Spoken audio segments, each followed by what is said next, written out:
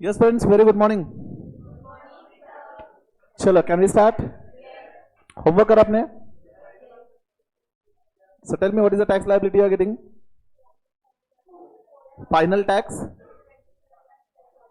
27 lakhs 4,000. Is everyone getting same answer? Different answer? Has everyone done? Different आ रहा है? चलिए check करते हैं. First of all, step 1 you might have calculated tax, normal tax 1 crore 1 lakh पे आपने calculate किया रहेगा टर्नओवर है 300, मतलब 400 करोड़ से नीचे, तो tax rate applicable will be 25%. तो how much it is coming to?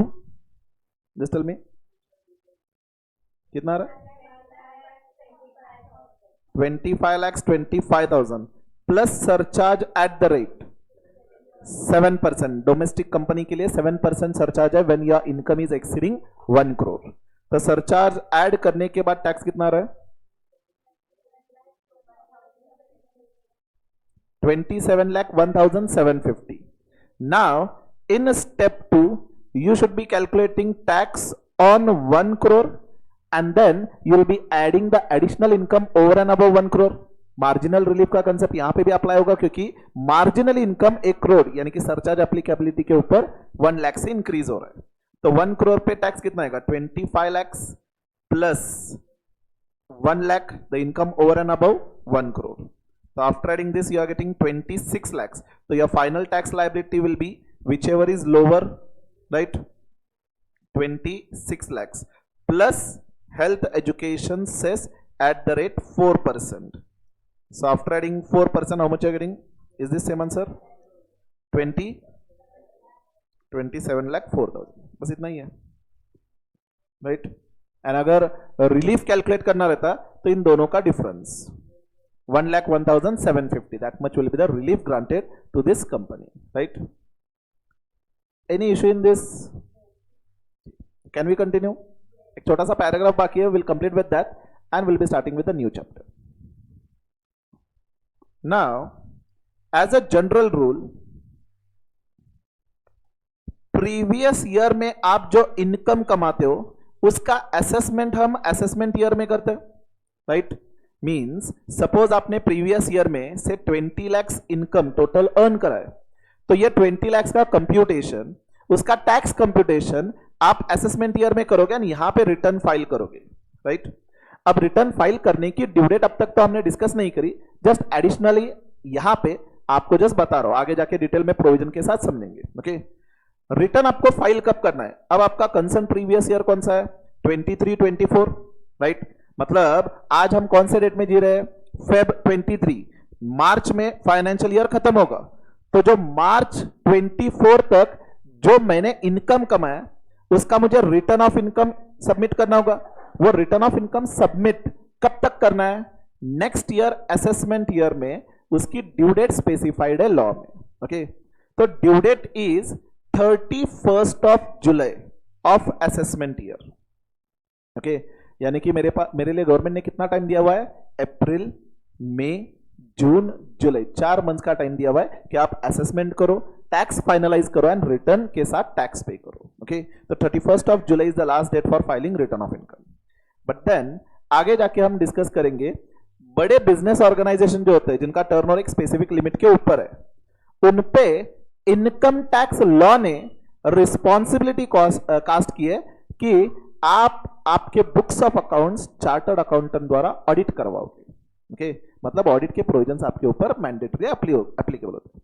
अब अगर ऑडिट करवाना होगा तो ऑब्वियसली टाइम ज्यादा रिक्वायर्ड होगा क्योंकि सीए यहां पे आकर के वेरीफाई करेगा आपके सारे बुक्स ऑफ अकाउंट्स, आपके ट्रांजैक्शंस, चेक करेगा कि इनकम टैक्स के सारे कंप्लायंस आपने प्रॉपरली किए कि नहीं.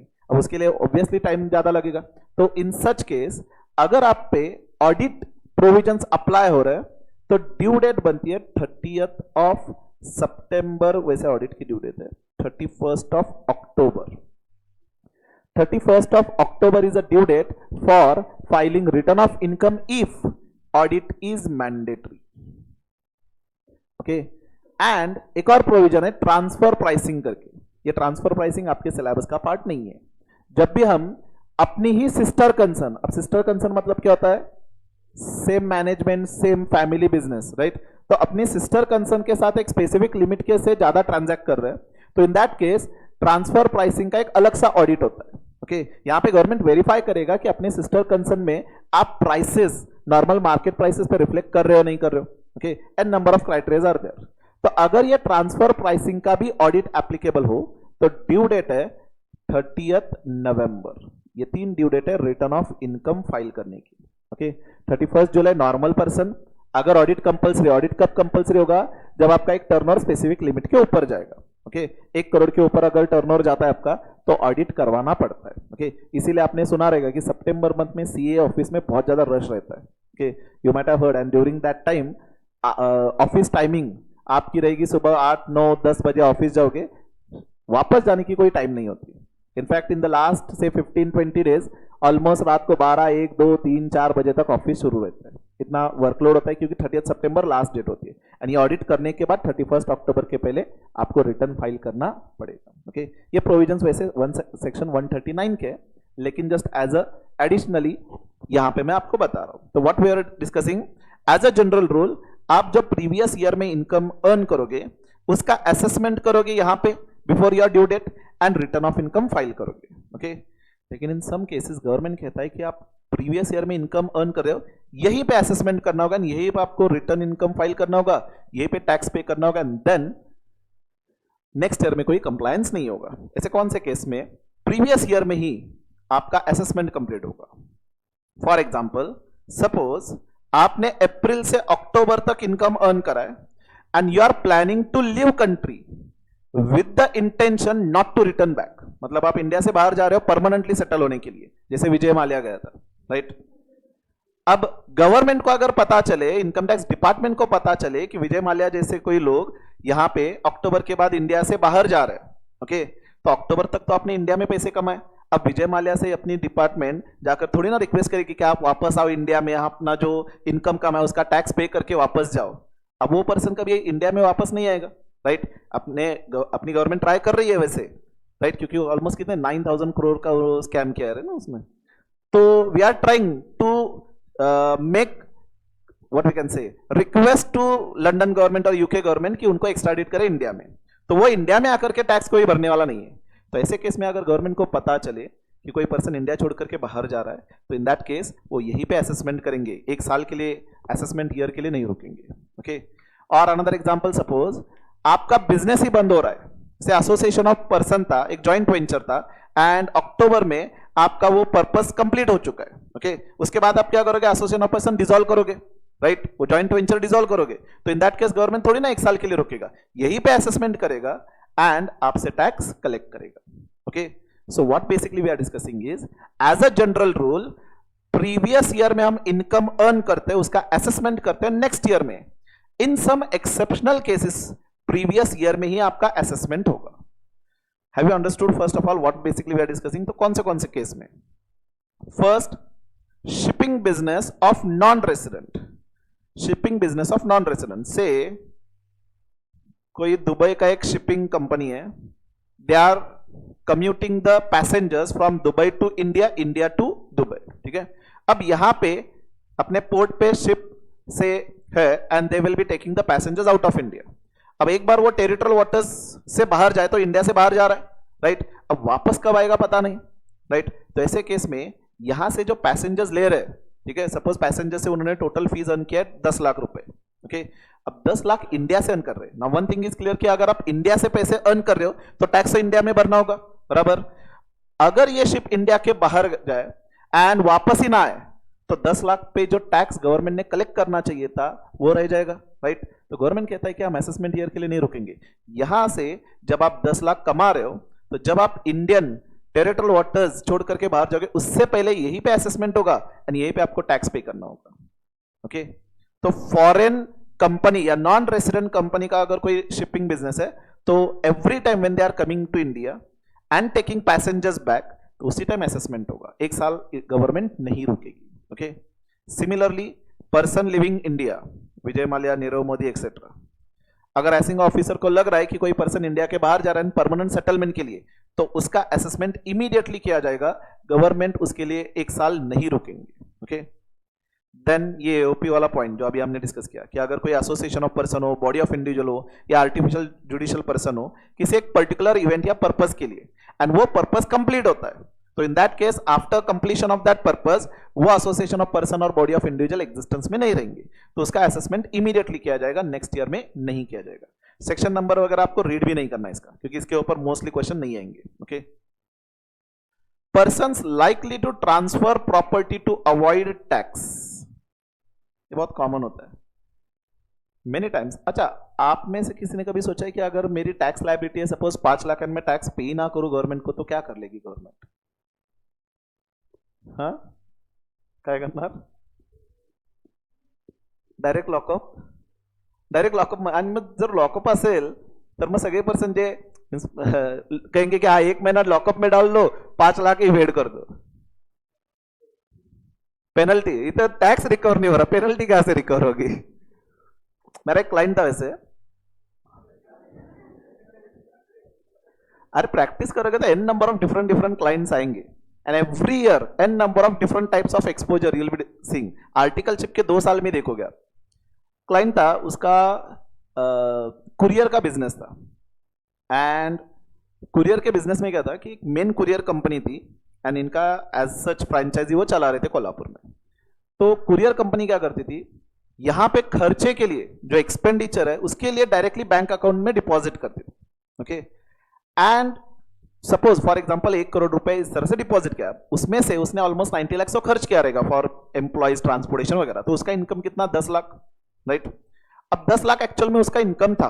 ओके, ऐसे 3-4 साल उसने इनकम अर्न करा था, उसने रिटर्न ही फाइल नहीं करा। ओके, 4 साल पहले की बात है। तो इनकम टैक्स डिपार्टमेंट, क्योंकि हेवी बैंक ट्रांजैक्शन दिख रहा है, 1-1 करोड़ बैंक में डिपॉजिट हो रहा है, तो इनकम टैक्स ने नोटिस भेजी कि आपके अकाउंट में पिछले 4 साल से ऑलमोस्ट टोटल 4 करोड़ डिपॉजिट किया हुआ है। ओके, तो गिव द एक्सप्लेनेशन कि why we should not be treating it as income, इसको शो कॉज नोटिस कहते हैं, कि व्हाई और शो कॉज रीजंस बताओ कि हम आपका इनकम क्यों ना ट्रीट करें। तो अगर 4 करोड़ इनकम ट्रीट किया जाएगा तो डायरेक्टली टोटल टैक्स आएगा उस पर। ओके, तो अब जो उसने 1 करोड़ एक्चुअल में बैंक में जो डिपॉजिट था उसमें से जेन्युइनली उसने 90 लाख खर्च करे थे, लेकिन उसके लिए कोई एविडेंस एज सच नहीं था। ओके, क्योंकि कैश में सारे खर्च किए थे उन्होंने। तो ही सेड कि मैंने अब 4 साल पहले तो रिटर्न तो फाइल नहीं करा, फिर भी सपोज हम प्रूव कर देते कि 90 लाख आपने खर्च किया, तो 10 लाख 4 साल के हिसाब से 40 लाख तो उसने अर्न किया है। अब 40 लाख पे तो टैक्स पे करना चाहिए था एवरी ईयर वाइज। तो अब वो उसको कहा कि 40 लाख अगर हम इनकम दिखाते पर ईयर 10 लाख, तो ऑलमोस्ट 1,12,500 1 साल का, तो 4 साल का टोटल प्लस हेल्थ एजुकेशन से वगैरह, तो मोटामोटी 5 लाख के हिसाब से टैक्स आएगा। तो ये सर कि मुझे इतना टैक्स पे करना नहीं, तो कर क्या सकते हैं? मैंने कहा कि क्या करेंगे, आपके प्रॉपर्टी पे अटैचमेंट करेंगे, राइट। तो उसने कहा कि मैं सारी प्रॉपर्टी मेरे रिलेटिव के नाम से ट्रांसफर करूं। ऐसा लोग करते हैं एक्चुअल में। बेसिकली स्टेप्स क्या होते हैं कि पहले आपको नोटिस भेजी जाएगी, सपोज आपकी 5 लाख रुपए की लायबिलिटी है, आपको नोटिस भेजी जाएगी 5 लाख रुपए आपको पे करना है। ओके, डेट दिया जाएगा कि इस डेट से पहले आपको पे करना है। सपोज आप पे नहीं करते तो सबसे पहले स्टेप होता है उनका डेटर्स को अटैचमेंट लगाना। मतलब आपके जितने भी बिजनेस के डेटर्स है उनको एक लेटर जाएगा कि आप इस पार्टी को जो पेमेंट करने वाले हो, don't make the payment, make the payment directly to income tax department. Okay, second step, अगर आपके डेटर्स सफिशिएंट ना हो तो आपकी बैंक अकाउंट्स को अटैच किया जाता है, मतलब बैंक सिंपल में फ्रीज किया जाता है। अब आप बैंक से कोई ट्रांजैक्शन नहीं कर सकते। अब अगर कोई जेन्युइन पर्सन बिजनेस कर रहा है तो उसके बैंक अकाउंट्स अगर फ्रीज किए जाए तो he can not do any business, क्योंकि most of the business are operating on current cash credit account, तो वो फ्रीज किए जाते हैं। ओके, एंड उसका जो बैलेंस है वो भी फ्रीज होता है, क्योंकि उस बैंक में आप नाइदर डिपॉजिट कर सकते हो नॉर विड्रॉ कर सकते हो। अब जब इस पर्सन को पता था कि नोटिस आने वाली है तो उसने क्या किया, बैंक का सारा बैलेंस पहले विड्रॉ कर लिया। ठीक है, तो बैंक में कुछ बैलेंस ही नहीं रखा। उसके बाद आपकी जो प्रॉपर्टी है, इमूवेबल प्रॉपर्टी वगैरह आपके नाम से, उस पर अटैचमेंट लगाया जाता है। मीन्स बैंक क्या करेगी, वो इमूवेबल प्रॉपर्टी अटैच करेगी पहले, एंड एक डेट के अंदर आप पे नहीं करते तो उसका ऑक्शन करेगी, राइट। एंड वो सेल करके जो जितना पैसा आएगा उसमें से खुद के टैक्स रिकवर करके बैलेंस आपको पे करेगी। ओके, अब ऐसे केस में लोग क्या करते हैं, अपने नाम से कोई प्रॉपर्टी नहीं रखते। Then last resort jail. तो मेरे क्लाइंट ने कहा कि उसका डेटस तो कुछ है नहीं, क्योंकि वो कुरियर का बिजनेस बंद होकर के अभी 1-2 साल हो चुके हैं। बैंक में उसने कोई 1 रुपए का बैलेंस नहीं रखा, उसके खुद के नाम से कोई प्रॉपर्टी नहीं है जो भी प्रॉपर्टी है उसके बेटे के नाम से। अब बेटे के नाम से अगर प्रॉपर्टी हो तो पैन अलग, डिपार्टमेंट उसका डायरेक्टली अटैचमेंट नहीं कर सकता, ठीक है। तो खुद के नाम से कोई प्रॉपर्टी नहीं है। एंड रही जेल की बात, वो कह रहा था कि मैं डेथ सर्टिफिकेट ला करके देता हूं मेरा, आप एक काम करो डिपार्टमेंट में मेरा डेथ सर्टिफिकेट सबमिट करो, कह देना कि वो ऊपर चला गया। यहां तक कैसे ऐसे लोग होते, ठीक है। नाही मी काय डेथ सर्टिफिकेट सबमिट नहीं केलं, उद्या उठून ते खोटं झालं तर उलट माझ्यावर केस टाकतील, रॉन्ग डॉक्यूमेंट सबमिटेड। तो अभी केस चल रहा है, अभी हमने कोई सबमिशन ही नहीं दिया, क्योंकि रॉन्ग डेथ सर्टिफिकेट तो दे नहीं सकते वैसे, right. Anyways many times it happens, हाँ नहीं अभी वो बिंदास रह रहा है, उसको अभी तक तो वो नोटिस का पता नहीं, इनकम टैक्स डिपार्टमेंट भी भूल गया कि नहीं, लेकिन अभी तक तो वो नोटिस का जो रिमाइंडर वापस भी नहीं आया।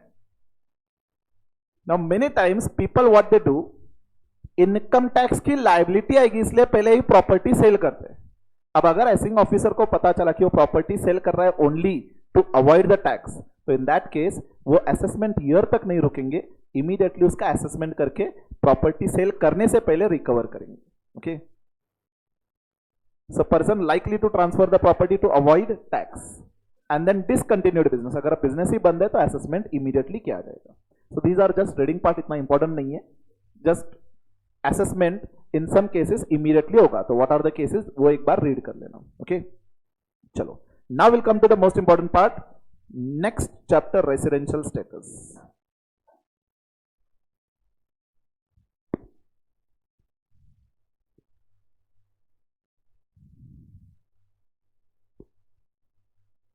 From exam point of view 5 marks question fix है, गारंटीड 5 मार्क्स का क्वेश्चन आएगा। समटाइम्स इसके ऊपर 8 to 10 मार्क्स के क्वेश्चन में भी ये रेसिडेंशियल स्टेटस के एडजस्टमेंट्स इंक्लूडेड होते हैं, ओके। चलो can we start, very important chapter. And ये जो मैं 5 मार्क्स कह रहा हूं या 8-10 मार्क्स जो कह रहा हूं, एग्जाम में उसमें आपको मार्क्स लूज नहीं करना है, मतलब सिंपल प्रोविजंस होंगे, it will be totally bonus marks, okay. वैसे सेक्शंस कौन से देखे हमने अब तक सीक्वेंस है? Section number 1 short title extend commencement, section 2 an number of definitions, section 3 क्या था? Definition of previous year, section 4 charging section. अब यहां से आगे section number 5, 6, 7 and 9 is the scope of residential status and scope of total income, okay। 8 जो section है वो just time pass section है, एक लाइन का सेक्शन है, वो बाद में देखेंगे, इतना इंपॉर्टेंट नहीं है, ओके। जब हम पढ़ेंगे तो इस सीक्वेंस में नहीं पढ़ेंगे, first will be discussing section 6, then will be discussing section 5, then 9 and then 7। इस सीक्वेंस में हम पढ़ेंगे। इसका रीजन, हमें सेक्शन 5 यह बताता है कि आपके इनकम में क्या क्या इंक्लूड होगा, आपके इनकम में क्या क्या इंक्लूड होगा। फॉर एग्जाम्पल सपोज कोई एसएससी है मिस्टर ए जो इंडिया में स्टे कर रहा है, ओके। उसका इंडिया से इनकम है से 10 लाख रुपए, इंडिया में उसका कोई बिजनेस है, 10 लाख रुपए इनकम वो अर्न कर रहा है, ओके। एंड यूएसए में उसका एक फ्लैट है जो रेंट पे दिया हुआ है, तो वहां से रेंटल इनकम कमा रहा है, से 10 लाख रुपीज, डॉलर में होगा कन्वर्ट करके इंडिया में, okay 10 lakh rupees.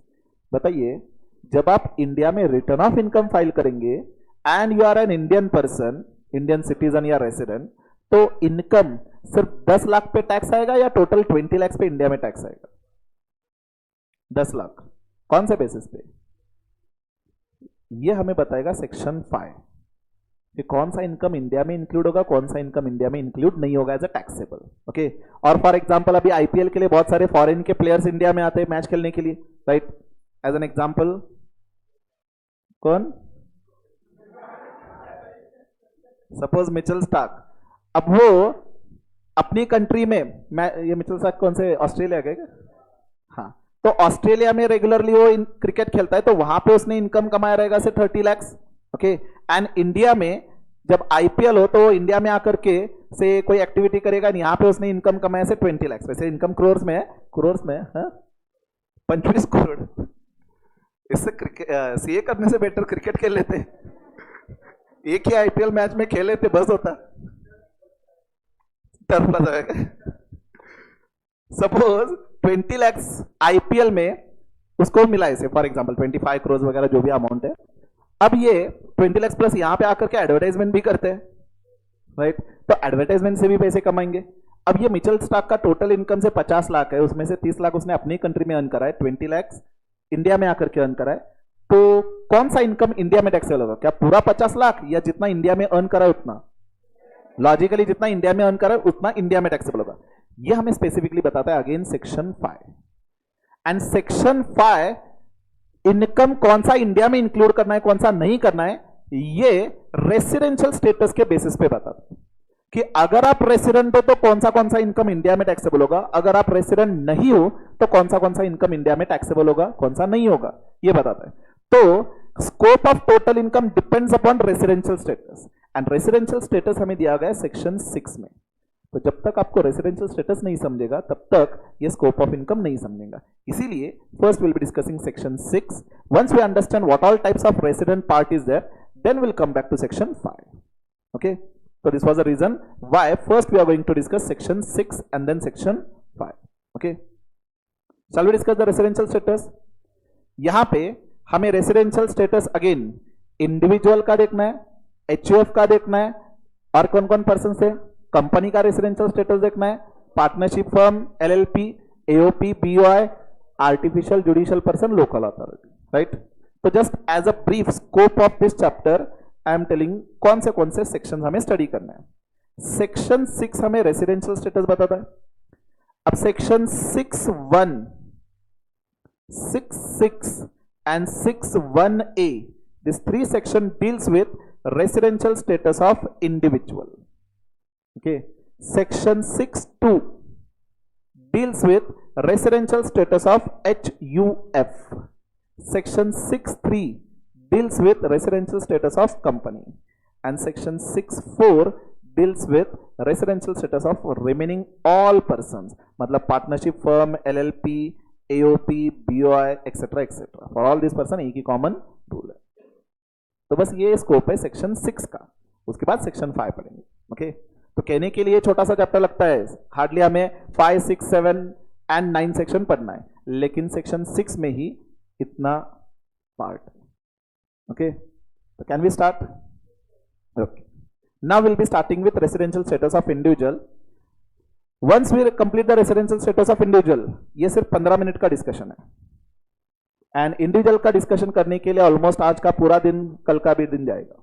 Okay, means almost 2-3 lectures individual का रेसिडेंशियल स्टेटस समझने के लिए। ओके, तो यू कैन अंडरस्टैंड अगेन, जैसे टैक्स रेट इंडिविजुअल के बहुत ज्यादा थे, वैसे रेसिडेंशियल स्टेटस रिलेटेड पॉइंट्स बहुत ज्यादा ही इंडिविजुअल। तो एग्जाम में जो क्वेश्चन आएगा वो इंडिविजुअल पे ही आएगा। ओके, क्योंकि ये बाकी का पार्ट इतना सिंपल है, उस पे क्वेश्चन नहीं आएगा। ओके, सिंपल पे क्वेश्चंस नहीं आएंगे। आपको भी लगना चाहिए सी इंटर कुछ तो है, राइट? सिंपल आपसे अगर क्वेश्चन पूछेंगे तो आपको भी गलत लगेगा कि क्या सिंपल क्वेश्चंस आंसर करके हमने इंटर पास किया। वो इंटर पास करने का एक अलग हैप्पीनेस होना चाहिए ना, ऐसे को नहीं चलता। चलो, so we are discussing section 6(1) or specifically residential status of individual.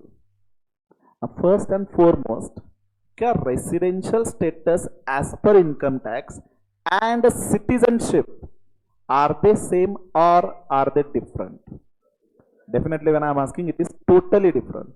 मतलब it is possible that you are a citizen of India, लेकिन इनकम टैक्स के पॉइंट ऑफ व्यू से you are non resident of India, और you are a not citizen of India, लेकिन income tax के point of view से आप resident of India हो। Okay, तो all together residential status and citizenship is a difference, so don't confuse. तो कोई person citizen हो सकता है इंडिया का, लेकिन इनकम टैक्स के पॉइंट ऑफ व्यू से नॉन रेसिडेंट हो सकता है। ओके, तो बेसिकली गवर्नमेंट ने क्या किया है, रेसिडेंशियल स्टेटस एंड सिटीजनशिप का कोई एसोसिएशन नहीं रखा। ओके, रेसिडेंशियल स्टेटस इंडिविजुअल के लिए डेज बेसिस पे उन्होंने डिसाइड किया हुआ है। सिंपल वर्ड्स में, अगर आप इंडिया में ज्यादा दिन के लिए स्टे कर रहे हो तो आप इंडिया के रेसिडेंट कहलाओगे। बेसिकली गवर्नमेंट आपसे टैक्स क्यों कलेक्ट करता है? क्योंकि आप गवर्नमेंट के बहुत सारे फैसिलिटीज यूज करते हैं, right? Infrastructure, roads, an number of facilities government, school देता है, हॉस्पिटल देता है, etcetera etcetera, an number of facilities government आपको देता है, राइट? तो अगर आप इंडिया में ज्यादा दिन के लिए स्टे कर रहे हो, एग्जैक्टली सेक्शन में देखेंगे कितने डेज वगैरह, ठीक है। If you are staying in India for a considerable days, considerable time, we can say you are using more facilities of India, right. तो गवर्नमेंट आपको रेसिडेंट कहेगा, भले आप नॉन सिटीजन हो, ओके। तो डेज बेसिस पे आपका रेसिडेंशियल स्टेटस डिपेंड करता है, ओके। क्या एवरी ईयर आपको रेसिडेंशियल स्टेटस चेक करना होगा, और once you are resident every year will be same resident और नॉन रेसिडेंट? एवरी ईयर आपको चेक करना है। हर साल आपने कितना दिन स्टे करा इंडिया में, उसके बेसिस पे आपका रेसिडेंशियल स्टेटस चेक होगा। Means every previous year you will be checking the residential status, okay. अब बहुत सारे लोग क्या इंडिया में ही पड़े रहते 365 डेज, तो उनके केस में चेक करने की जरूरत नहीं होती। जब हम रिटर्न फाइल करते हैं तो पता रहता है कि ये पूरा 365 डेज तो इंडिया में था, तो in that case we don't apply much. But अगर कोई पर्सन जिसके मल्टीपल बिजनेसेस है डिफरेंट डिफरेंट कंट्रीज में, तो for some time he will be in India, some time he will be out of India, तो ऐसे केस में हमें नंबर ऑफ डेज चेक करने पड़ते हैं, ओके। तो have you just understood background? First point, residential status and citizenship एक दूसरे के साथ कोई संबंध नहीं है। एंड इंडिविजुअल के केस में रेसिडेंशियल स्टेटस आपके number of days stayed in India के बेसिस पे डिसाइड होगा, okay. Now can we discuss the provision? Section 6(1) gives basic condition to decide whether an individual is resident or non-resident. दो conditions दिए हुए। First condition, if that individual stays in India during previous year for 182 days or more, तो हम ऐसे individual को resident directly कहेंगे। अगर आपका स्टे इंडिया में प्रीवियस ईयर में 182 डेज और मोर है, तो you will be considered to be a resident. 182 days, normal पूरे ईयर में 364 366 डेज होते हैं, उसका ऑलमोस्ट हाफ 182 डेज आएगा। Means we can say almost half या उससे ज्यादा दिन आप अगर इंडिया में स्टे कर रहे हो, half of the year, okay, half of the year और उससे ज्यादा आप इंडिया में स्टे कर रहे हो, तो you are resident in India, okay. और सेकेंड कंडीशन, अगर ये इंडिविजुअल इंडिया में स्टे करता है during previous year for 60 days और मोर एंड 365 डेज और more during 4 immediately preceding previous year, तो in that case will be considered to be a resident. ये दो कंडीशंस दिए, ये दो कंडीशंस का application calculation will see. But क्या दोनों कंडीशन सेटिस्फाई करना जरूरी है? दोनों में से एक भी कंडीशन अगर आप सेटिस्फाई करते हो तो will be considered to be resident, दोनों में से एक। तो any one condition if you satisfy then you will be considered to be resident. अब फर्स्ट कंडीशन क्या है, देखिए 182 डेज। सिंपली आपको क्या करना है, इंडिया में जो स्टे था वो टोटल काउंट करना है। अगर कोई पर्सन एग्जैक्टली 182 डेज या उससे ज्यादा स्टे कर रहा है, तो इन दैट केस मुझे सेकंड कंडीशन चेक करने की जरूरत नहीं है, directly that person will be considered to be resident, okay. I will repeat, आपको हमेशा पहले फर्स्ट कंडीशन चेक करना है कि प्रीवियस ईयर, आपका प्रीवियस ईयर कौन सा है? 23-24। Now during this previous year, यानी कि 1 अप्रैल 23 से लेकर के 31 मार्च 24 तक, अगर इंडिविजुअल का इंडिया में स्टे 182 डेज एग्जैक्ट और उससे ज्यादा है, तो we need not check second condition, that individual will be considered to be a resident in India, okay. अगर ये कंडीशन सेटिस्फाई नहीं करती, okay, now many times what people were doing, suppose अगर यही एक कंडीशन होती तो लोग क्या करते, इंडिया में आएंगे, यहां पे बिजनेस करेंगे, से 160 डेज स्टे करेंगे एंड इंडिया से बाहर जाएंगे। 160 days if they are staying, so even if not exactly आप, but still they are staying in India for considerable time, right. And अगर वो कंसिडरेबल टाइम इंडिया में स्टे करके पैसे कमा रहे एंड 182 डेज कंप्लीट ना करते हुए इंडिया से बाहर जाएंगे, they would be getting non residential status. And आपको बता दूं, नॉन रेसिडेंशियल, अगर आप नॉन रेसिडेंट हो तो आपके स्कोप ऑफ इनकम में सिर्फ इंडियन इनकम जोड़ा जाएगा, ओके। मतलब सिंपल वर्ड्स में फिलहाल इतना समझिए, अगर आप रेसिडेंट हो तो दुनिया भर का सारा इनकम इंडिया में टैक्सेबल होगा, ओके। एंड अगर आप नॉन रेसिडेंट हो तो सिर्फ इंडियन इनकम इंडिया में टैक्सेबल होगा। Means if you are resident तो ज्यादा इनकम इंडिया में टैक्सेबल होगा, क्योंकि मेजॉरिटी पीरियड आप इंडिया में स्टे कर रहे थे, इंडिया के फैसिलिटीज यूज कर रहे थे। समझ में आ रहा है? तो यहां पे कोई पर्सन क्या करेगा, 160 डेज स्टे करेगा, इंडिया से बाहर जाएगा, तो ही will be getting a status of non resident, तो उसका इंडिया में टैक्स कम आएगा, राइट। तो ऐसे कोई पर्सन सिर्फ टैक्स बचाने के लिए कम डे स्टे कर रहा है इंडिया में, तो उनके लिए सेकेंड प्रोविजन लाई गई। तो फर्स्ट कंडीशन एग्जैक्ट 180 डेज और ज्यादा इंडिया में रेसिडेंट। अगर आप फर्स्ट कंडीशन सेटिस्फाई नहीं करते, यानी कि आपका स्टे इंडिया में 181 डेज और लो है, तो हम सेकंड कंडीशन चेक करेंगे। अब सेकंड कंडीशन में दो पार्ट है, ठीक है, दोनों यहां पे सेटिस्फाई होने चाहिए। आपका स्टे प्रीवियस ईयर में कितना होना चाहिए, 60 डेज और more, and preceding 4 previous year, and that too immediately preceding 4 previous year, आपका स्टे इंडिया में 365 डेज और मोर होना चाहिए। अगर ये दोनों पॉइंट सेटिस्फाई करते हो तो resident. Okay, will try to understand with example. Say previous year 23-24 में आपका इंडिया में स्टे था 190 डेज, रेसिडेंट और नॉन रेसिडेंट। सेकेंड कंडीशन मुझे चेक करने की जरूरत नहीं है, डायरेक्टली फर्स्ट कंडीशन सेटिस्फाई हो रही है तो I am resident, right. Suppose India में स्टे आपका 160 डेज है, and last 4 preceding previous year, that is previous year 22-23, 21-22, 20-21 and 19-20। क्या इमीडिएट 4 प्रीसीडिंग ईयर हो गए, 22-23, 21। हाँ, suppose in this last previous year इसका इंडिया में स्टे था से 100 days, 50 days, 50 days and 100 days. तो हियर प्रीवियस ईयर में क्या उसका स्टे 60 डेज से ज्यादा है? यस। पिछले 4 साल में उसका स्टे कितना इंडिया में, 300 डेज। तो रेसिडेंट होगा या नॉन रेसिडेंट? सेकेंड कंडीशन में ये 60 एंड 365 दोनों साथ में साइमल्टेनियसली सेटिस्फाई होने चाहिए। तो भले 60 डेज से ज्यादा है, लेकिन प्रीसीडिंग 4 प्रीवियस ईयर में 365 डेज से ज्यादा स्टे नहीं है, तो you will be here non resident. Are you getting? Suppose last 4 preceding previous year में आपका स्टे है 400 डेज, यानी कि every year you are stayed in India for 100 days, but previous year 23-24 में आपका स्टे इंडिया में था 50 डेज के लिए। रेसिडेंट या नॉन रेसिडेंट? नॉन रेसिडेंट, क्योंकि 60 डेज एंड 365 डेज दोनों कंडीशन साइमल्टेनियसली सेटिस्फाई होनी चाहिए। ओके, सपोज आपका प्रीवियस ईयर में स्टे था 70 डेज, एंड लास्ट 4 इयर्स में every year you are stayed in India for 100 days, यानी कि टोटल 400 डेज। तो इंडिया में अब प्रीवियस ईयर 23-24 के लिए स्टेटस क्या होगा? रेसिडेंट। बिकॉज फर्स्ट कंडीशन भले सेटिस्फाई नहीं हो रही, सेकंड कंडीशन में 60 डेज वाली कंडीशन भी सेटिस्फाई हो रही है, एंड प्रीसीडिंग 4 प्रीवियस ईयर में 365 डेज वाली भी कंडीशन सेटिस्फाई हो रही है। ओके, तो यहां पे दोनों कंडीशन सेकंड पार्ट की सेटिस्फाई हो रही है, then the person will be considered to be resident. Any issue? Yes I. If you are having any doubt, do ask.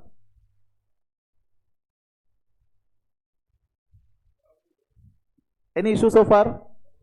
चलिए, now when you are counting the number of days, there are some circular, there are some clarifications which are been given by CBDT and ICAI ने भी आपके module में दिया हुआ है। तो some basic part are there। जैसे for example, अगर कोई पर्सन इंडिया में आ रहा है अप्रैल मंथ में से 30 डेज, देन इंडिया से बाहर जा रहा है, again he came back in June and he is staying for say 30 days, then July August he was not in India, September October he was in India for say 60 days, मतलब वो some period के लिए India में आ रहा है, वापस जा रहा है, अगेन इंडिया में आ रहा है, वापस जा रहा है। तो when I am counting number of days, is it require कि उसका स्टे कंटिन्यूअस इंडिया में होना चाहिए या पार्ट्स में चलेगा? क्वाइट ऑब्वियसली लॉजिकली ये सेपरेटली देने की भी जरूरत नहीं थी, बट क्योंकि आपके मॉड्यूल में दिया हुआ है, देयरफॉर वी आर डिस्कसिंग। तो जरूरी नहीं कि एक बार अगर आप इंडिया में आते हो तो कंटिन्यू स्टे होना चाहिए। If you are coming to India, going back, तो जितना इंडिया में स्टे कर रहे थे उतना हम कंसीडर करेंगे। Okay, second point, again second clarification. Suppose कोई इंडिविजुअल इंडिया में आ रहा है, स्टे कर रहा है मुंबई में for 30 days, then he went to Delhi, वहां पे उसने स्टे किया 60 days, then he went to Kanyakumari, वहां पे उसने स्टे करा 60 डेज। क्या एक लोकेशन पे स्टे जरूरी है या इंडिया के कोई भी पार्ट में आप स्टे कर रहे हो, still it will be considered. Again इसकी कोई क्लैरिफिकेशन ऐसा देने की जरूरत नहीं है, भले आप मुंबई में स्टे करो, दिल्ली में करो या कहीं पे भी करो, इंडिया में तो स्टे कर रहे हो तो it will be counted, right. एक और क्लैरिफिकेशन था, suppose person was in India for 181 days, okay, and for the first time वो इंडिया में आया था, मतलब पिछले 4 साल में उसका इंडिया में स्टे 0 था, राइट। मतलब सेकंड कंडीशन तो इन वे सेटिस्फाई नहीं होगी, अगर फर्स्ट कंडीशन सेटिस्फाई होती है तो रेसिडेंट, अदरवाइज नॉन रेसिडेंट। वो 181 डेज इंडिया में स्टे कर रहा था, 181 डे को he was going out of India, okay. उसकी यहां पे क्रूज थी, 181st डे को ही वो इंडिया छोड़ करके बाहर जा रहा था, but then might be due to traffic 182nd day को उसका जो क्रूज था अभी भी टेरिटोरियल वाटर्स में ही था, ठीक है। 182nd day he was still within the territorial waters and 183rd day he went out of that territorial waters. क्या वो resident होगा या non resident? He will be considered to be a resident, right? Because for 182 days he was in territorial waters, so territorial waters is a part of India. तो 181 days से उसने ज्यादा stay किया, मतलब 182 or more, he will be considered as a resident in India. Okay, one more point. Suppose a person comes to India on 1st of May 23 and he leaves India on 31st of May 23. जब आप number of days count करेंगे तो how much number of days he stayed in India, यहां पे 30 days ना, 31, okay. Suppose 1 मई को रात को 11:59 बजे उसका प्लेन लैंड हुआ, मतलब वो 1 मिनट इंडिया में था, क्योंकि आफ्टर 12th वो 2 मई जा रहा है। Then basically what point I want to highlight is, ये इंपॉर्टेंट पॉइंट है, जब आप इंडिया में स्टे काउंट करोगे तो मुझे टाइम देखना नहीं है, date of arrival and date of departure both will be counted as a stay in India only. तो whatever time you are living India, if on that day you were in India for even 1 minute, तो हम India में count करेंगे। तो ये important point है, date of arrival and date of departure will be counted as a part in India. तो 1 मई को भी हम इंडिया में काउंट करेंगे एंड 31 मई को भी इंडिया में काउंट करेंगे। तो likewise the stay in India will be 31 day, okay. ये इंपॉर्टेंट क्लैरिफिकेशन है, ये याद रखना है अगर नंबर ऑफ डेज काउंट करने के लिए क्वेश्चन दिया जाता है, okay.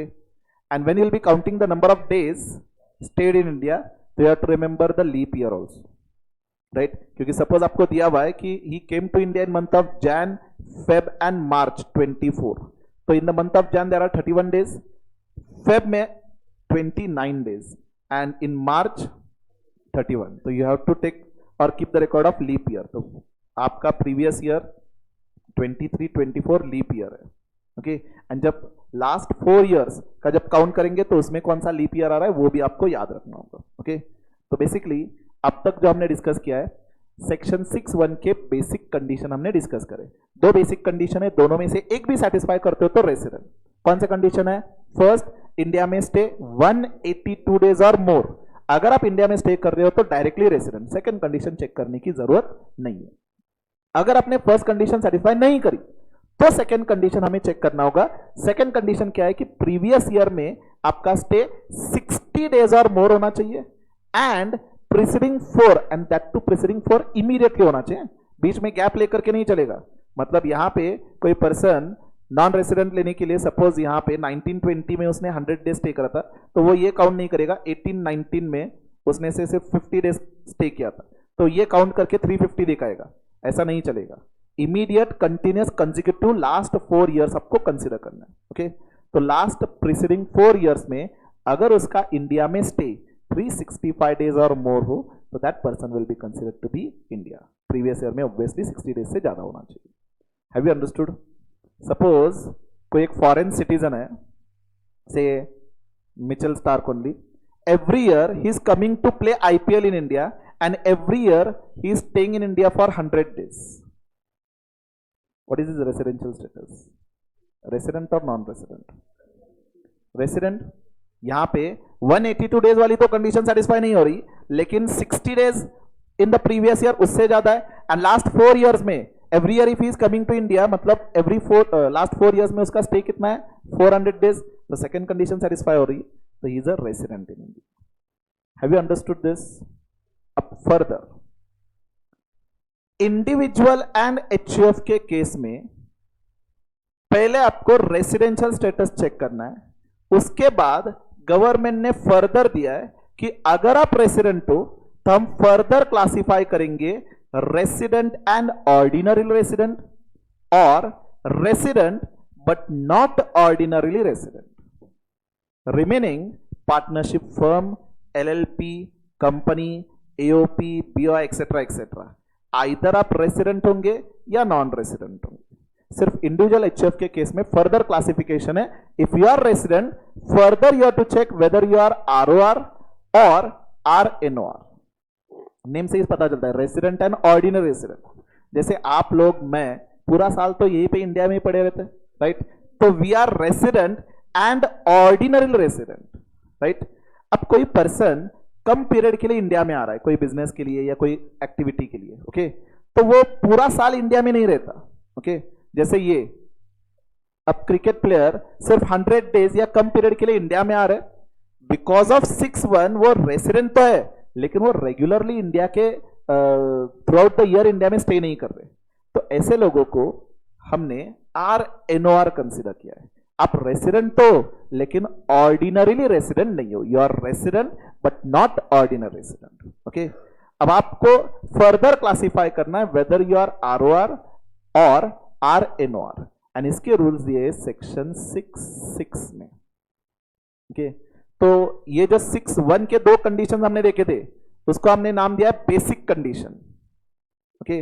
Once the person is resident you have to further classify him ROR, RNOR, and this we have to see in section 6(6). Have you understood? तो इसको हम कहेंगे एडिशनल कंडीशन। पहले आप स्टेप क्या होगा, बेसिक कंडीशन चेक करो। Basic condition अगर आप एक भी सेटिस्फाई करते हो, रेसिडेंट है, तो आपको अब एडिशनल कंडीशन चेक करना होगा, ठीक है। एडिशनल कंडीशंस क्या दिए, सेक्शन 6(6). अब ये सेक्शन 6(6) का पिक्चर में आएगा 6(1) के बेसिस पे अगर आप रेसिडेंट हो तो, 6(1) के बेसिस पे अगर आप नॉन रेसिडेंट हो तो फर्दर क्लासिफिकेशन जरूरत ही नहीं है, बराबर। सपोज आपने इंडिया में स्टे किया है सिर्फ 50 डेज, तो 182 डेज वाली भी कंडीशन सेटिस्फाई नहीं हो रही है, 60 डेज वाली कंडीशन भी सेटिस्फाई नहीं हो रही, then you are a non resident. And अगर आप नॉन रेसिडेंट हो तो फर्दर आपको कुछ चेक करने की जरूरत नहीं है, राइट। तो section 6(6) what it says, first additional condition,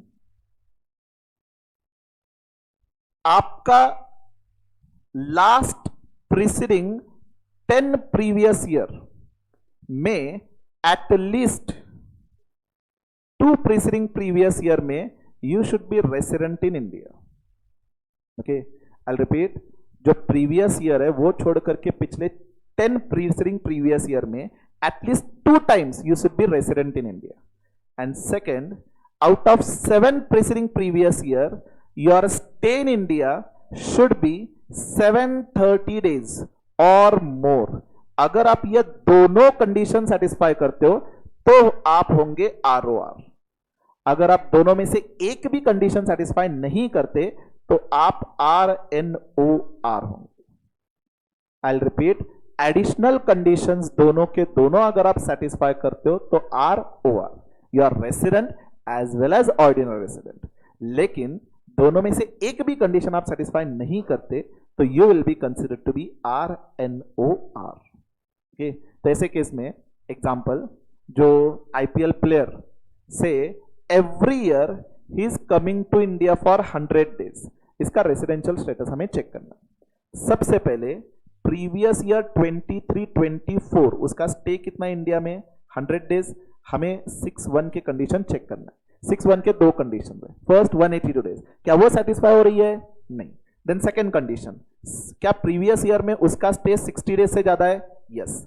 4 preceding previous year उसका स्टे 365 डेज से ज्यादा होना चाहिए, तो 4 प्रीसीडिंग प्रीवियस ईयर में उसका स्टे कितना हो रहा है? 400 डेज, तो ये भी कंडीशन सेटिस्फाई हो रही है। मतलब प्रीवियस ईयर 23-24 के लिए वो रेसिडेंट, बराबर। वंस ही इज रेसिडेंट, अब मुझे एडिशनल कंडीशन चेक करना है।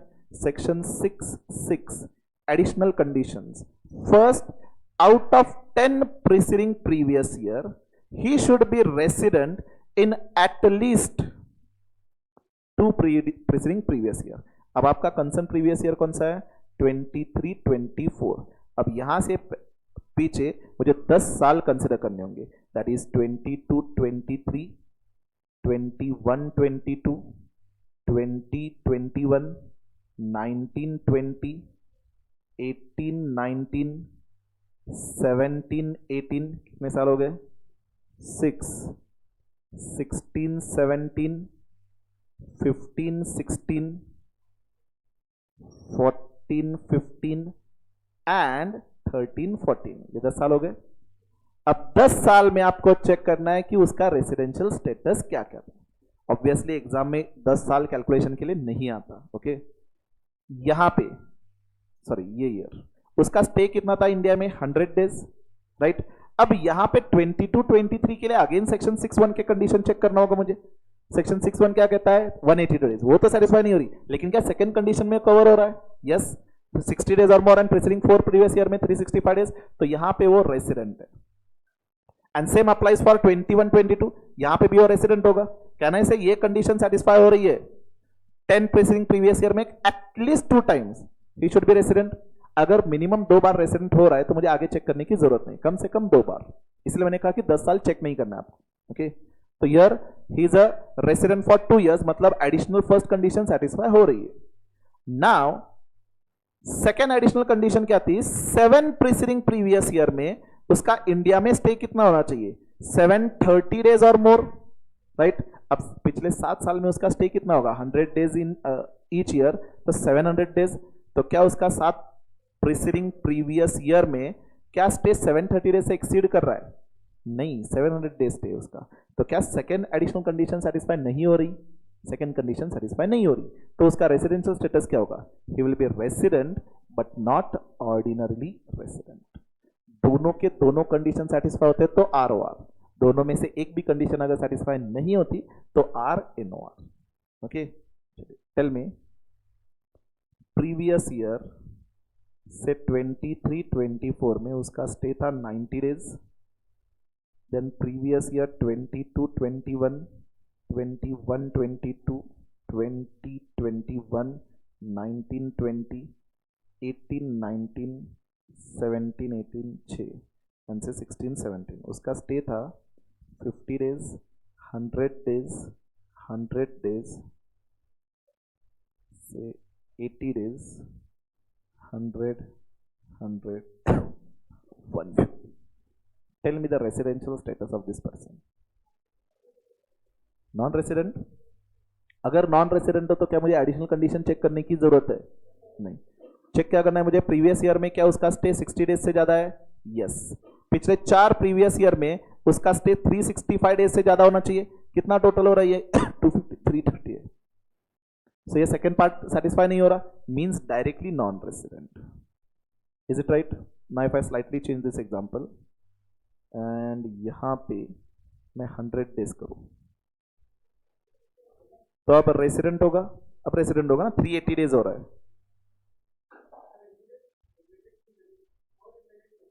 हाँ, मी चुकीचं लिहिले काय? 20-20, अच्छा, हाँ, एक थोड़ा चेंज करते, इसको लिखने में थोड़ा गलती हुआ है। 20-23 बराबर ना, इमिडिएटली तो है ये सर। 20-21 नंतर 19-20 बरोबर आहे की? हाँ, और अगर यहां पे लिखने में गलती हुआ तो मान के चलिए कि इमीडिएट प्रीसीडिंग, उल्टा काउंट करते हैं तो थोड़ी दिक्कत आती है। तो मान के चलिए इमीडिएट प्रीसीडिंग है। नाउ पहले तो ये 60 डेज एंड 365 डेज वाली कंडीशन सेटिस्फाई हो रही है, मतलब वो रेसिडेंट है, right. Now you have to check whether he is ROR और RNOR। पहले ये ईयर के लिए चेक करेंगे। यहां पे 100 डेज तो 60 डेज से ज्यादा है, तो पिछले 4 साल में कितना स्टे हो रहा है उसका? 380, मतलब for this year resident. Again for this year check 60 days से ज्यादा है तो अगेन यहां पे रेसिडेंट, मतलब एडिशनल कंडीशन की फर्स्ट कंडीशन सेटिस्फाई हुई. Now take total of this 7, exact 730 आ रहा है. ओके, तो एग्जैक्ट अगर 730 डेज हो तो क्या वो रेसिडेंट होगा? लिखते रहे, हम लिख रहा 730 और मोर, तो यहां पे एडिशनल दोनों कंडीशन सेटिस्फाई हो रही है, means he is ROR. And suppose यहां पे अगर मैं 140 करूं तो उसके पिछले 7 साल में स्टे कितना हो रहा है? 720 डेज. तो सेकेंड एडिशनल कंडीशन सेटिस्फाई नहीं हो रही, तो RNOR. Have you understood? इसके ऊपर एग्जाम में क्वेश्चंस आते हैं. ओके, अभी तक तो हमने स्टार्ट करा हुआ है, इंडिविजुअल का अभी खत्म नहीं हुआ. This is just a beginning. Okay, n number of additional points we are suppose to add.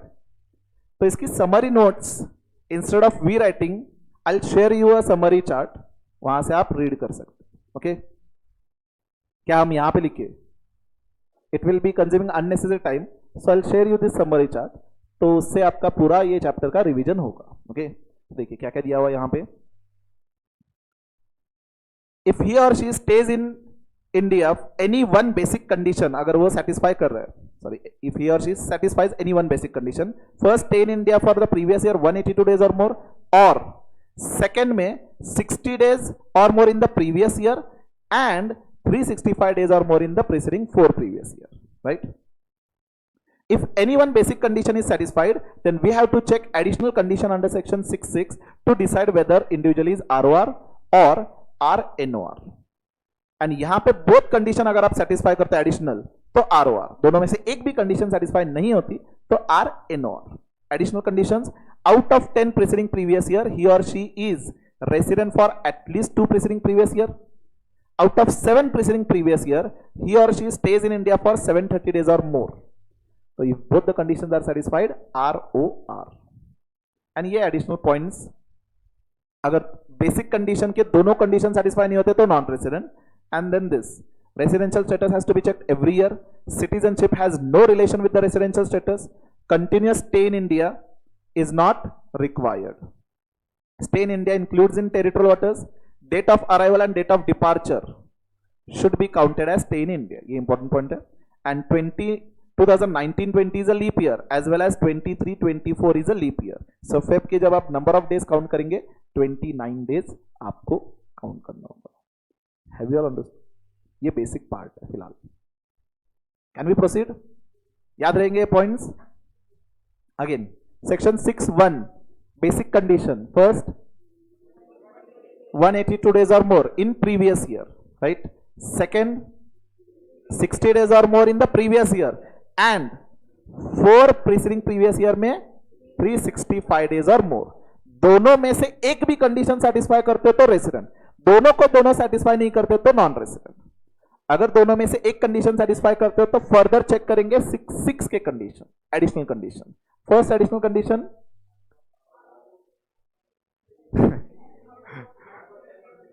10 preceding previous year में से at least 2 times resident होना चाहिए. सेकेंड, 7 preceding previous year में आपका stay total कितना होना चाहिए? 730 days or more. If you satisfy both additional condition, ROR. दोनों में से एक भी कंडीशन अगर आप सेटिस्फाई नहीं करते या दोनों के दोनों सेटिस्फाई नहीं करते तो in that case RNOR, right? Now again, what were the basic condition? Previous year में stay 182 days or more, और second condition, previous year में 60 days or more and 365 days or more during 4 preceding previous year, right? ये section 6.1 के conditions. अब ये second condition के लिए there are some exceptions. There are some exceptions for second condition. मतलब exceptional cases जो अब यहां पे हम डिस्कस करेंगे, फॉर दोज एक्सेप्शनल केसेस आपको बस ये एक फर्स्ट कंडीशन चेक करना है, सेकेंड कंडीशन चेक करना नहीं है. आई विल रिपीट, सेकेंड कंडीशन के लिए एक्सेप्शन है, मतलब एक्सेप्शनल केसेस में 4 सिनारियो कवर्ड है. In these exceptional cases, we won't be applying this condition. हम बस ये फर्स्ट कंडीशन चेक करेंगे. अगर फर्स्ट कंडीशन सेटिस्फाई होती है तो रेसिडेंट, फर्स्ट कंडीशन सेटिस्फाई नहीं होती तो ये कंडीशन चेक ही नहीं करेंगे, directly non resident. Okay, can we discuss now exceptional cases. Exam में मोस्टली एक्सेप्शनल केसेस पे क्वेश्चन आते हैं. ओके, मैंने कहा था कि इंडिविजुअल का पार्ट इतना सिंपल नहीं है, बहुत सारे अगेन फ्लेवर्स ऐड करने इसमें. ठीक है, can we discuss first exception. अगर आप इंडियन सिटीजन हो, अगर आप इंडियन सिटीजन हो, क्या चल रहे, and you are going abroad और you are staying abroad for employment purpose, तो हम सिर्फ और सिर्फ 182 डेज वाली कंडीशन अप्लाई करेंगे, 60 डेज वाली कंडीशन अप्लाई नहीं करेंगे. ओके, ये फर्स्ट एक्सेप्शन. ओके, बेसिकली इसका रीजन क्या है. से फॉर एग्जांपल आप सीए क्वालिफाई होते हैं, दुबई जाते हो से जॉब करने के लिए. ठीक है, मेजॉरिटी पीरियड आप दुबई स्टे कर रहे हो. ठीक है, अब दुबई में क्या होता है, normally there are some period जब हॉलीडेज रहते हैं. ओके, अब मैंने सुना था कि दुबई का वर्क कल्चर डिफरेंट है अपने यहाँ से. ओके, तो जब मैं CA, first of all when you qualify as a CA, you can consider a Gulf countries as an opportunity. Okay, क्योंकि वहां पे पैकेजेस बहुत बड़े ज्यादा है. ओके, एंड वहां की करेंसी अपने करेंसी से बहुत स्ट्रॉन्गर है. Means when I had qualified as a CA, मुझे मेरे एक सीनियर ने कहा था कि इमीडिएटली आफ्टर क्वालिफाइंग CA अगर तू गल्फ कंट्रीज में जाता है 4 साल या 5 साल एट द मोस्ट वहां पे जॉब करके आता है, तो 4 साल 5 साल में कम से कम 1-2 करोड़ का सेविंग करके वापस आएगा for the initial 5 years. Okay, मी नाही गेलो. स्वरूप सरांना जायचं होतं त्यावेळी, पण स्वरूप सरांना मिळालं नाही त्यावेळी. There wasn't any vacancy as such, but if you would have tried for more period might be you would have got, but he was interested in going to Dubai. वहां पे जॉब पैकेजेस बहुत अच्छे. Okay, लेकिन work culture is all together different. मैंने सुना था कि वहां पे इतनी छुट्टी नहीं मिलती, लेकिन उनका जो फेस्टिवल रहता है स्पेसिफिकली आई गेस ईद के टाइम, तो ऑलमोस्ट 1 month या उससे ज्यादा हॉलीडे पीरियड रहता है. So that will be the only period when you will be getting a huge holiday. Rest period you have to work rigorously. Okay. For example, suppose आप job जाते हो Dubai के लिए. Okay. अब आपकी family यहाँ पे, राइट, तो whenever you will be getting holiday, you will be coming back to India. क्या यहाँ पे ऑब्जेक्टिव इंडिया में आकर के पैसे कमाना है या फैमिली को मीट करना है? फैमिली को मीट करना है. सपोज एवरी ईयर आप पूरे साल में से 70-80 डेज इंडिया में हॉलीडे मनाने के लिए आते हो, तो भले 182 डेज में कवर नहीं होंगे, लेकिन हो सकता है सेकंड कंडीशन में आप कवर होंगे, क्योंकि वहां पे तो क्राइटेरिया सिर्फ 60 डेज का है. Right, say for the first time you went to Dubai on 1st of April 23, मतलब लास्ट 4 years में आप इंडिया में थे. इसका मतलब लास्ट प्रीसीडिंग 4 previous year में डेफिनेटली आपका स्टे इंडिया में 365 डेज से ज्यादा होगा. ओके, एंड दिवाली के टाइम एंड ईद के टाइम सपोज आप इंडिया में आते हैं, आपने स्टे किया इंडिया में 70 डेज. ओके, भले फर्स्ट कंडीशन 182 डेज में कवर नहीं होंगे, लेकिन यहाँ पे सेकंड कंडीशन में तो आप कवर होंगे and you will be considered to be a resident in India. And अगर आप इंडिया में रेसिडेंट हो तो आपको जो टैक्स पे करना है वो इंडिया में पे करना है.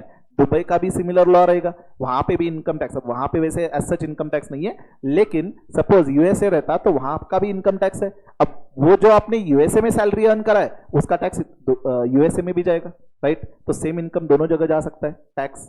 राइट, तो इसीलिए जेन्युइन केसेस में जब आप इंडिया के बाहर एम्प्लॉयमेंट के लिए जा रहे हो, लेकिन है तो आप इंडियन सिटीजन, तो obviously to meet the family और माइट भी आपकी यहाँ पे प्रॉपर्टी है, so by any reason you will be coming to India and there is possibility कि आप 60 डेज से ज्यादा स्टे इंडिया में करोगे, तो there is possibility you might get caught in the second condition. इसीलिए such scenario is not covered in second condition. Basic condition means if you are an Indian citizen and you are going abroad for employment purpose, तो आपके लिए second condition applied नहीं है. Means आप सिर्फ 182 days वाली condition check करोगे. अगर आपका स्टे इंडिया में 182 डेज और मोर है तो रेसिडेंट, 181 डे और लेस तो सेकेंड कंडीशन चेक करना ही नहीं, directly non resident. Have you understood this? अब थोड़ा फोकस करते हैं employment. Say you are working in India till 31st March in Tata में जॉब कर रहे थे, एंड 1st April को आपको न्यू कंपनी में जॉब मिला है यूएसए में, माइक्रोसॉफ्ट में. ओके, सो यहां पे you are going out of India for new employment. Right, तो डेफिनेटली आप एक्सेप्शन में कवर होंगे. सिर्फ 182 डेज वाली कंडीशन अप्लाई करेंगे, 60 डेज वाली कंडीशन हम अप्लाई नहीं करेंगे. राइट, ये तो सिंपल पार्ट. सपोज आपको नई जॉब नहीं मिली, आप सेम जॉब ही कंटिन्यू कर रहे हो, आप 1 अप्रैल के पहले टाटा में ही काम कर रहे थे, अब टाटा का कोई यूएसए में एक यूनिट स्टार्ट हुआ है एंड आपको टाटा ने यूएसए में पोस्टिंग करा हुआ है. Okay, so job remain same, old job जो था वो सेम जॉब आप कंटिन्यू कर रहे. You are not going abroad for new employment, you are continuing same employment, but आपकी पोस्टिंग हो चुकी है अभी यूएसए में 1 अप्रैल से. Okay, will you be covered in exception? Will you be covered in exception? आइए प्रोविजन रीड करते एक बार, then you tell me. Note से रीड करते. ये हमने 2 बेसिक पॉइंट्स लिखे थे. An exception, first exception, employment outside an individual who is a citizen of India. तो फर्स्ट ऑफ ऑल ये एक्सेप्शन अप्लाई होगा अगर आप इंडियन सिटीजन हो, ठीक है, lives India in any previous year for employment outside India. अब बताइए, अगर आप सेम जॉब के लिए इंडिया के बाहर जा रहे हो तो क्या स्टिल आप एक्सेप्शन में कवर्ड हो? एंड अगर आप एक्सेप्शन में कवर्ड हो तो सिर्फ 182 डेज चेक करना होगा. Will be still covered in exception? जब आपने रेड किया, क्या यहां पे कहीं पे भी दिया है कि it should be new employment? सिर्फ एम्प्लॉयमेंट का है, तो it can be new employment, it can be old employment, right? By any reason job purpose के लिए, भले वो न्यू हो या ओल्ड हो, एम्प्लॉयमेंट पर्पज के लिए अगर आप इंडिया के बाहर जा रहे हो तो in that case you are covered in exception. तो 182 डेज वाली ही कंडीशन अप्लाई होगी. Have you understood? Any issue in so far? एक और पॉइंट, सपोज 1 अप्रैल से आप से 30 अप्रैल तक इंडिया में कोई बिजनेस कर रहे थे, ठीक है, you are doing a business and 30 अप्रैल से आगे आप यूएसए जाते हो वहां पे बिजनेस एक्सपांड करने के लिए. वहां पे आपने कोई एक नया बिजनेस स्टार्ट करा है, वहां पे आप जा रहे हो for this business purpose. Okay, now tell me, will you be covered in this exception? ये एक्चुअल केस लॉ है. कोलकाता हाई कोर्ट में ये केस लॉ था. एक एसएससी था जो खुद का बिजनेस कर रहा था, बिजनेस के लिए वो यूएसए जाकर के वहीं पे means most of the period he was staying in that particular period.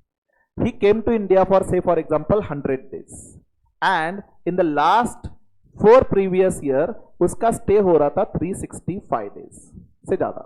Okay, अब उसने जब रिटर्न फाइल करा, he claimed himself that he is a non-resident. Why non-resident? Because as per him he was covered in exception. तो उसके लिए सिर्फ 182 days की condition यहां पे अप्लाई होगी. ओके, लेकिन इनकम टैक्स ऑफिसर का यह मानना था कि जो एक्सेप्शन थी वो सिर्फ और सिर्फ एम्प्लॉयमेंट पर्पस के लिए था, आप बिजनेस के लिए जा रहे हो, राइट? तो in that case you are not covered in exception. अगर आप एक्सेप्शन में कवर्ड नहीं हो तो दोनों कंडीशन चेक करेंगे. फर्स्ट कंडीशन भले सेटिस्फाई नहीं हो रही, क्या सेकंड कंडीशन सेटिस्फाई हो रही है? यस, तो you will be considered as resident. तो there was a dispute over here. SSC का मानना था कि he is a non resident as he is covered in exception. Assessing officer का मानना था he is a resident as he is not covered in exception. Issue went in high court, Kolkata high court का ये case लगा. What is your opinion, whether he should be covered in exception और not? Exception में cover नहीं होगा, मतलब आपके हिसाब से असेसिंग ऑफिसर का मानना बराबर है, means he should B a resident. Second condition यहां पे अप्लाई होगी, right?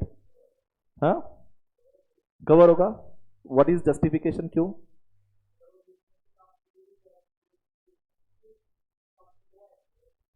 Okay, so from the point of view of business, he is an employee and he will be covered in exception, and if he is covered in exception then he will be non-resident, right? And जो लोग कह रहे कि exception में cover नहीं होगा, means he will be resident, what will be your justification? Obvious आप interpret कर रहे हैं employment को as a job, right? business consider नहीं कर रहे हो आप, बराबर? हाई कोर्ट का मानना था he will be covered in exception and वो non-resident होगा, because section में वर्ड दिया हुआ है employment and high court said employment covers self employment also. Self employment मतलब बिजनेस का पार्ट. तो you are self employed in the business, तो here you will be covered in exception. इसका simple मतलब ये कि आप इंडिया के बाहर जॉब के लिए जा रहे हो या बिजनेस के लिए जा रहे हो, आप एक्सेप्शन में कवर्ड हो, मतलब आपके लिए सिर्फ 182 डेज वाली कंडीशन चेक होगी, 60 डेज वाली कंडीशन चेक नहीं होगी. Have you understood this? First point याद रखना आपको. सपोज आपको दिया है क्वेश्चन में दैट सब ये पूरा देंगे डिटेल्स की कितना डे उसका स्टे था इंडिया में वगैरह वगैरह, एंड कहीं somewhere it will be given that he was a Indian citizen went abroad for employment. तो इन दैट केस सिर्फ और सिर्फ 182 डेज वाली कंडीशन चेक करेंगे, 60 डेज वाली कंडीशन यहाँ पे चेक नहीं होगी। 182 डेज वाली कंडीशन सेटिस्फाई करते हो तो रेसिडेंट, नहीं करते तो directly non resident. Second condition मुझे चेक करना ही नहीं है। Have you understood this? Any issue so far? Immediately digest नहीं होगा, इमीडिएटली आपको लगेगा बहुत सारे पॉइंट्स ऐड हो रहे हैं। जैसे जैसे रिवीजन करेंगे, इसीलिए तो ये रिवीजन चार्ट बनाया हुआ है, तो जैसे जैसे ये रिवीजन चार्ट से रिवीजन करेंगे multiple times, I will assure you each and every point you will remember. Okay, second exception, second exception is again very important, इसके ऊपर मल्टीपल टाइम्स एग्जाम में क्वेश्चन पूछा गया है। ओके, अगर आप इंडियन सिटीजन हो, अगर आप इंडियन सिटीजन हो and you are a crew member of foreign bound ship, then again you are not covered in, you are covered in exception, आपके लिए second condition apply नहीं होगी। okay, what do you mean by this? if you are Indian citizen and you are a crew member, crew member मतलब simple words में employee। okay, अगर आप employ हो foreign bound ship, foreign bound ship मतलब क्या? वो ship जो foreign से पैसेंजर्स को इंडिया में लेकर के आ रही है या इंडिया से पैसेंजर्स फॉरेन में लेकर के जा रही है। ऐसे शिप में अगर आप एम्प्लॉय हो तो आपके लिए सिर्फ 182 डेज वाली कंडीशन चेक करेंगे, 80 डेज वाली कंडीशन चेक नहीं करेंगे। Quite logical. यहां पे देखिए, सपोज कोई एक पर्सन है मिस्टर ए जो इंडियन सिटीजन है एंड से दुबई बाउंड शिप में वो जॉब कर रहा है। ओके, तो यहां पे sorry every frequently he was out of India, and जब वो इंडिया में आ रहा है, वो इंडिया में कोई बिजनेस पर्पस के लिए नहीं आ रहा, he was working in that ship for some period, that ship was in territorial waters, they were collecting passengers over here and it was going out of again India. तो यहां पे क्या होगा, एवरी फ्रीक्वेंटली जब वो India में passengers को लेकर के आ रहा है, सो सपोज यहां पे every week it is coming to India for 2 days, तो 2 डेज एक्यूमुलेट होकर के वो इन 60 डेज से ऊपर जाएगा, राइट? तो in such case he should not be consider as resident in India. Suppose वो दुबई में जॉब कर रहा है लेकिन as he is a crew member, तो एवरी पीरियडिकली उसको इंडिया में आना पड़ रहा है जॉब के लिए, and he is not coming to India for earning, वो तो यहाँ पे पोर्ट पे ही पड़ा रहता है, राइट? जैसे ही पैसेंजर्स वेकेट करेंगे, न्यू पैसेंजर्स को लोड करके वो इंडिया के बाहर जाएंगे, तो ऑटोमेटिकली इजीली वो 60 डेज में कवर हो सकता है, राइट? लेकिन इंटेंट उसका इंडिया में आकर के टैक्स इवेजन करना या नॉन रेसिडेंट स्टेटस लेकर के इवेजन करना नहीं था। तो गवर्नमेंट ने कहा ऐसे पर्सन को हम सेकंड कंडीशन में इजीली कॉट करेंगे, तो दुबई में जो सैलरी अर्न कर रहा है वहां पे तो टैक्सेबल होगा, एंड क्योंकि वो इंडिया में भी रेसिडेंट हो रहा है तो यहाँ पे भी टैक्सेबल होगा। तो ऐसे जेन्युइन केस में गवर्नमेंट हार्डशिप नहीं डालना चाहती, तो इसीलिए ऐसे लोगों को हमने सिर्फ 182 डेज वाली कंडीशन रखी, सेकंड कंडीशन हम यहाँ पे अप्लाई नहीं करेंगे। Have you understood? Again bottom line, अगर आप इंडियन सिटीजन हो and you are a crew member of foreign bound ship, मतलब वो शिप जो इंडिया के बाहर जा रही है, तो for such person only 182 days वाली कंडीशन चेक करेंगे, सेकेंड बेसिक कंडीशन 60 डेज वाली चेक नहीं करेंगे। So if you stay in India for 182 days or more, then you are a resident. 181 days or less, तो directly non-resident, 60 days वाली condition यहाँ पे check नहीं होगी। Have you understood this point?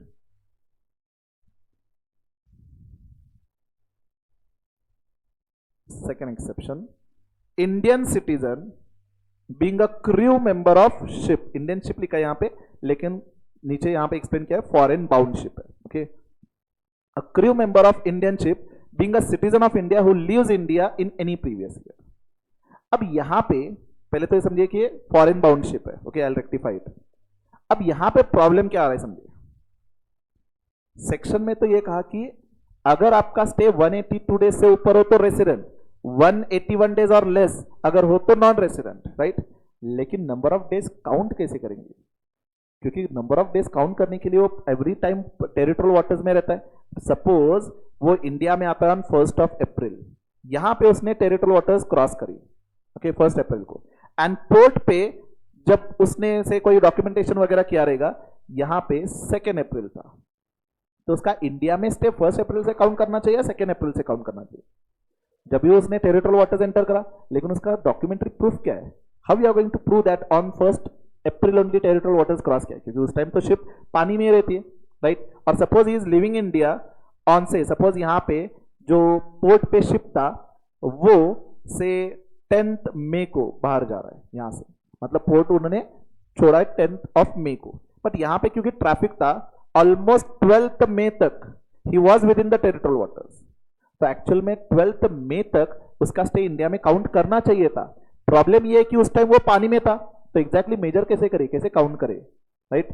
तो this was a problem relating to counting the number of days, okay. तो there can be again dispute arising, ये person कहेगा कि मेरा स्टे इंडिया में उस दिन नहीं था, एसिंग ऑफिसर कहेगा कि हमने देखा था टेरिटोरियल वाटर्स में आपका शिप था, तो आपका स्टे इंडिया में था, ये प्रॉब्लम आ सकता है। इसीलिए in such cases to count a number of days, section में दिया हुआ है number of days will be counted as may be prescribed, and याद रखिए एक्ट में जब भी ये वर्ड आता है एज मे बी प्रिस्क्राइब्ड, इसका मतलब उसका जो कैलकुलेशन मेथोडोलॉजी है ये प्रिस्क्राइब किया जाएगा रूल्स में, इनकम टैक्स रूल्स में, ठीक है, बिल्कुल सोनी का नहीं है। अगेन प्रोविजन एक्ट की क्या कह रही है कि अगर आप इंडियन सिटीजन हो and you are a crew member of foreign bound ship, then 182 days वाली कंडीशन हम अप्लाई करेंगे। सवाल ये आता है कि एग्जैक्टली 182 डेज मेजर कैसे करें, तो for that section says the method of counting number of days will be prescribed, and where it will be prescribed, it will be prescribed in income tax rules. तो जब ये provision हमें study करना है तो इसके साथ रूल नंबर 126 भी स्टडी करना है, कि रूल नंबर 126 में प्रिसाइजली दिया हुआ है कि नंबर ऑफ डेज कैसे काउंट करेंगे, okay. So that I have given over here. Are you having notes first of all? Very good.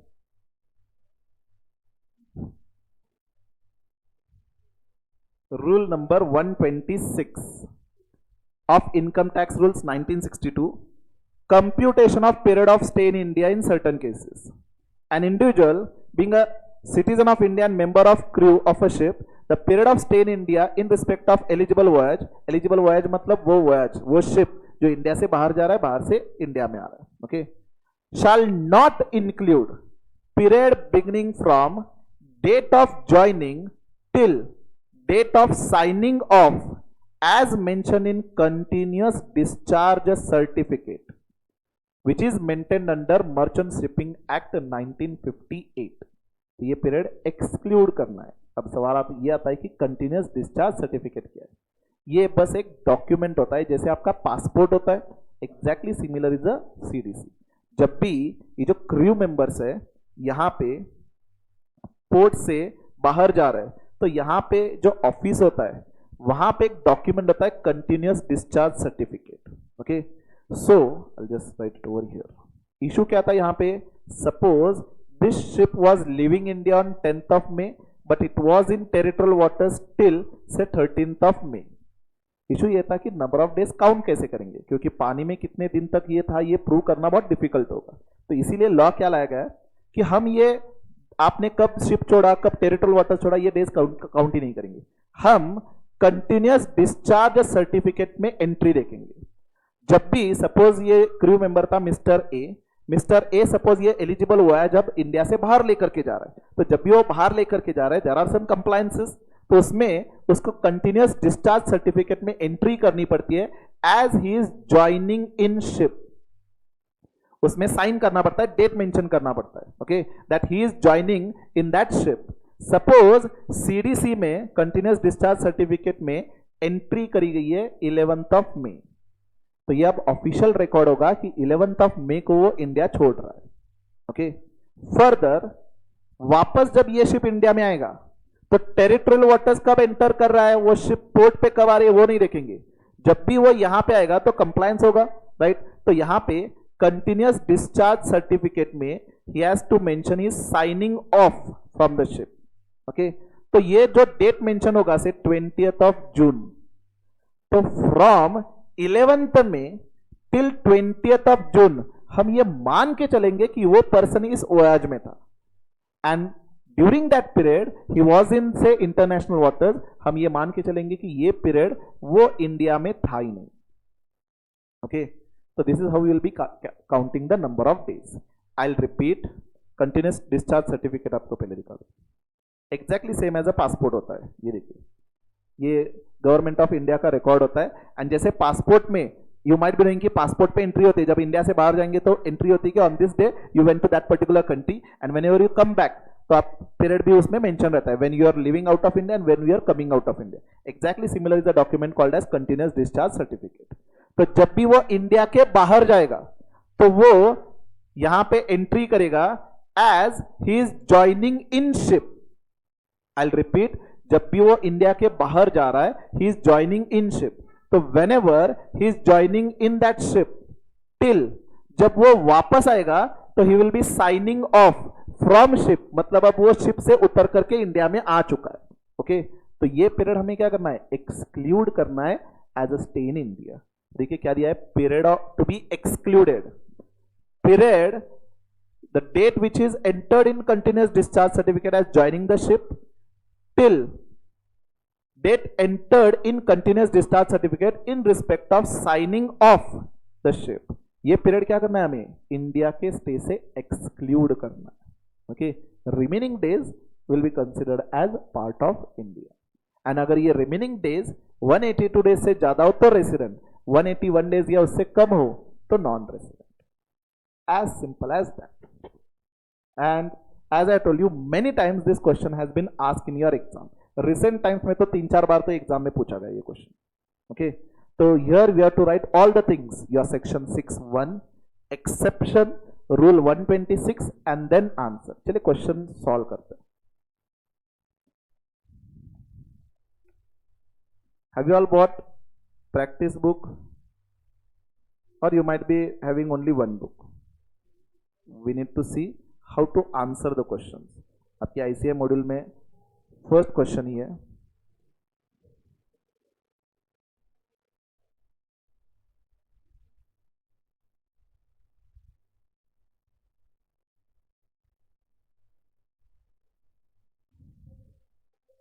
Separate question bank में इन्हें दिया हुआ है। मैंने क्वेश्चन बैंक जो कंपाइल करी है उसमें स्टडी मॉड्यूल के क्वेश्चन इंक्लूड नहीं करे हुए, तो स्टडी मॉड्यूल के सारे क्वेश्चन हमें सेपरेटली प्रैक्टिस करना है एंड क्वेश्चनर जो है वो सेपरेटली प्रैक्टिस करना है। I ask madam to frame a telegram group जिसमें मैं रेसिडेंशियल स्टेटस के क्वेश्चन जो बैंक है वो शेयर कर दूंगा, जिसमें सारे एग्जाम क्वेश्चन है, जब तक प्रिंट होकर के नहीं आता, क्योंकि उसमें से हम क्वेश्चन डिस्कस करने वाले, एंड तब तक ये रिवीजन चार्ट भी आई will share it in that, तो आपको घर में रिवीजन करने में पॉसिबल होगा। ओके, ये देखिए क्या दिया हुआ है, इंडिविजुअल एनएचएफ को फर्दर क्लासिफाई किया जाएगा, रेसिडेंट, आरओआर, आरएनओआर। डीम रेसिडेंट वाला पार्ट अभी तक हमने डिस्कस किया नहीं है। All these same points are been clarified, and how to determine the period of stay in India in case of crew member. So for this, rule number 126, according to rule number 126, this period to be excluded, same यहाँ पे लिया हुआ है। So what we'll do, we'll directly solve this example, illustration 1।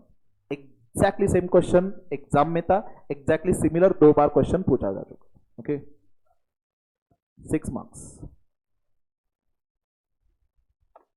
Residential status पे एक question expected है जो 5 या 6 मार्क्स के लिए रहेगा fix. Okay, read this question and मुझे आप बताओगे कि उसका रेसिडेंशियल स्टेटस क्या है पहले, and then will see how to right.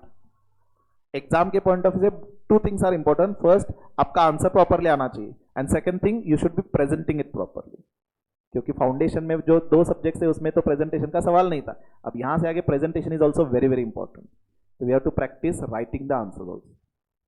So we'll write down this question. चलिए फिलहाल इस पार्ट में तो विल डिस्कस कि रेसिडेंशियल स्टेटस क्या है। रीड कीजिए।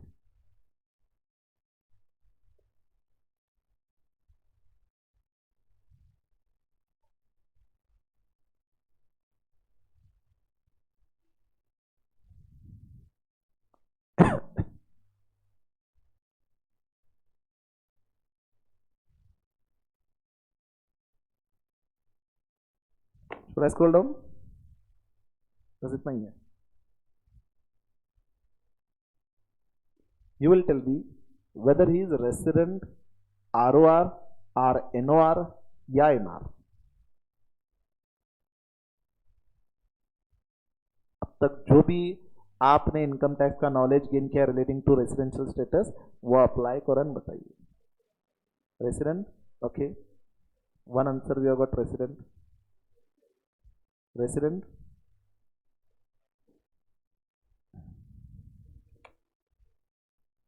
दो ही आंसर्स है, आइदर रेसिडेंट और नॉन रेसिडेंट। हाँ, अगर रेसिडेंट हो तो ROR RNOR भी फर्दर देखना होगा पहले, लेकिन रेसिडेंट या नॉन रेसिडेंट ही बताओ, उतना सफिशिएंट है। How many of you say resident and how many of you say non resident? Resident, quite a few. And how many of you say non resident? Non resident, why? हाँ, कितना हो रहा है stay? 179 हो रहा है क्या?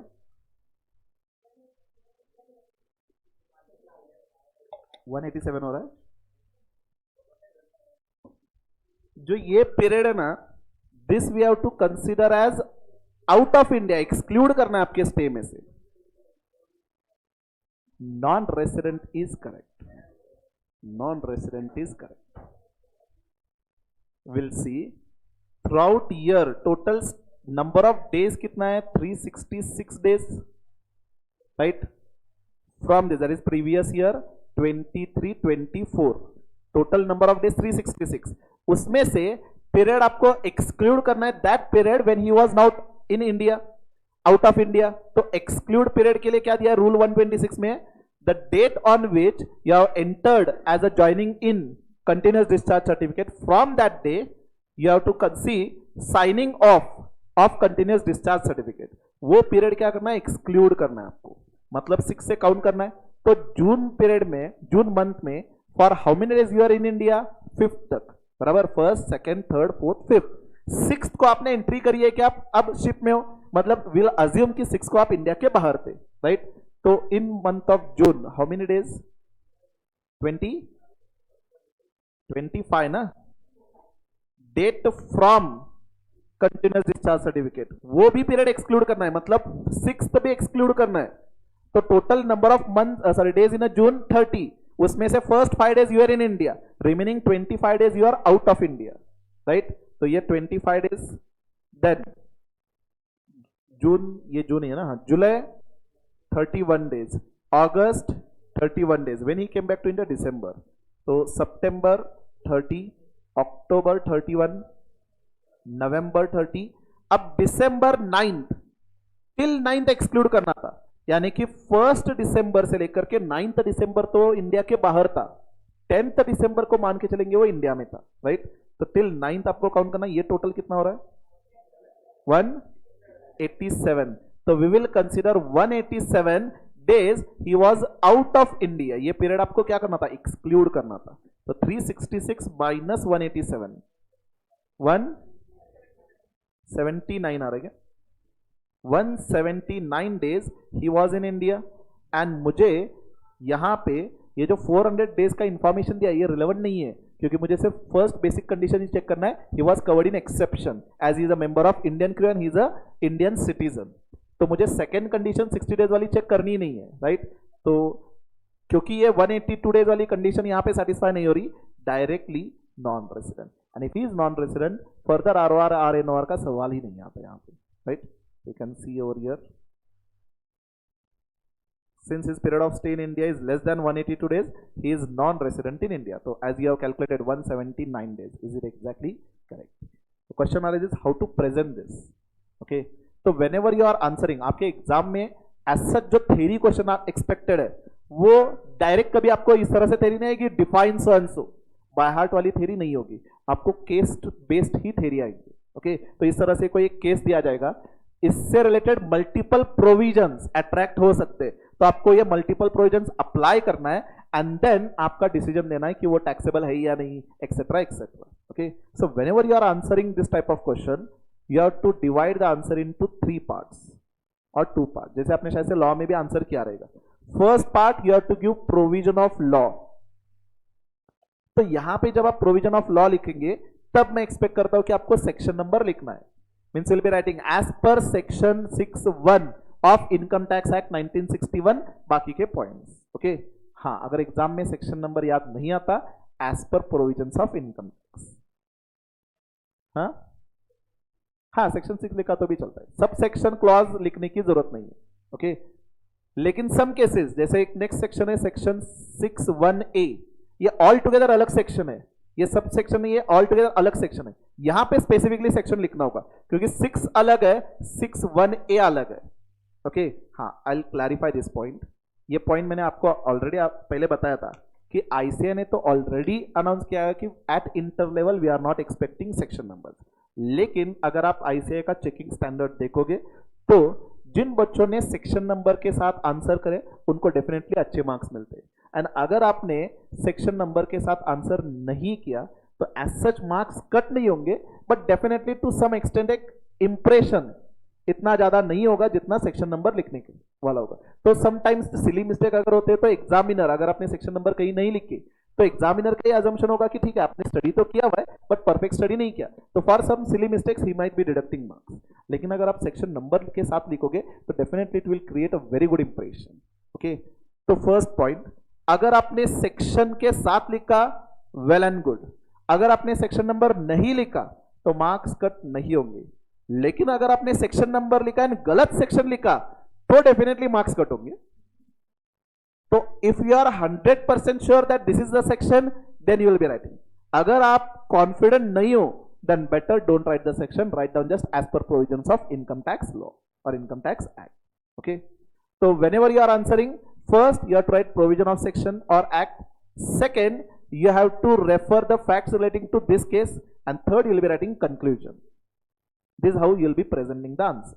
So what we'll do in this manner, we'll present this particular question. Okay, आपके मॉड्यूल में मोस्टली क्या किया है, जो section as it is copy paste करके एज इट इज रखा है पैराग्राफ में, तो better will present in point wise. Okay, so will take a break and next session will present this answer and will further discuss exceptions, और भी बहुत सारे exceptions. Okay.